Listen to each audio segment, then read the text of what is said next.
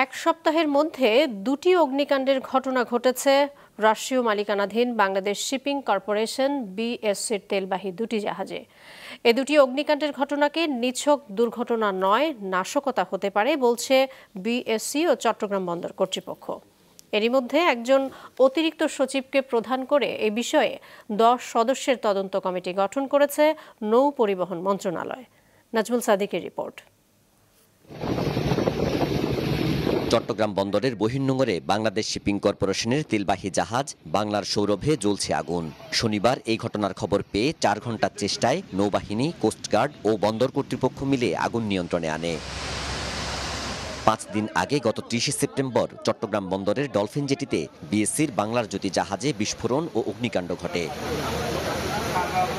দেশি বিএসসির মালিকানায় সচল 7টি জাহাজের মধ্যে 5টি বড় জাহাজ আর 2টি ছোট জাহাজ বাংলার জ্যোতি ও বাংলার সৌরভ। বিপিসি বড় জাহাজে বিদেশ থেকে যে তেল আমদানি করে তা সাগরের বহির্নোঙর থেকে এই ছোট দুটি জাহাজ দিয়ে নিয়ে আসা হতো। তেলবাহী এই দুটি জাহাজেই পরপর অগ্নিকাণ্ডে দেখা দিয়েছে নানা প্রশ্ন। প্রাথমিক অনুসন্ধানে দেখা গেছে জাহাজে 4টা পয়েন্টে একসাথে সিকোয়েন্সিয়াল ফায়ার হয়। তো অনুসন্ধানের আগে আমি ডিটেলস বলতে চাই না, আর বেশি হাইপোথিসিসও বলতে চাই না, বাট আমি বলতে চাই যে এখানে আমরা ধারণা করছি নাশকতামূলক কর্মকাণ্ডের সংশ্লিষ্ট যথেষ্ট বেশি, এবং আমরা যদি জ্যোতির ঘটনার সাথে আমরা সৌরভের ঘটনাকে লিঙ্ক আপ করি তাহলে নিঃসন্দেহে এখন এখানে একটা সূত্র মনে হয় যে জাতীয় জ্বালানি নিরাপত্তা বিঘ্নিত করা বা জাতীয় নিরাপত্তাকে বিঘ্নিত করার লক্ষ্যে এই ধরনের কর্মকাণ্ড হতে পারে। তবে আমি অ্যাসার্টিভলি কোনো জিনিস এই মুহূর্তে বলতে চাই না। চট্টগ্রাম বন্দর কর্তৃপক্ষ ঘটনা দুটিকে নাশকতা হতে পারে বলে মন্তব্য করেছে। তারা জানায় সতর্ক আছে সবাই, অপেক্ষা তদন্ত প্রতিবেদনের।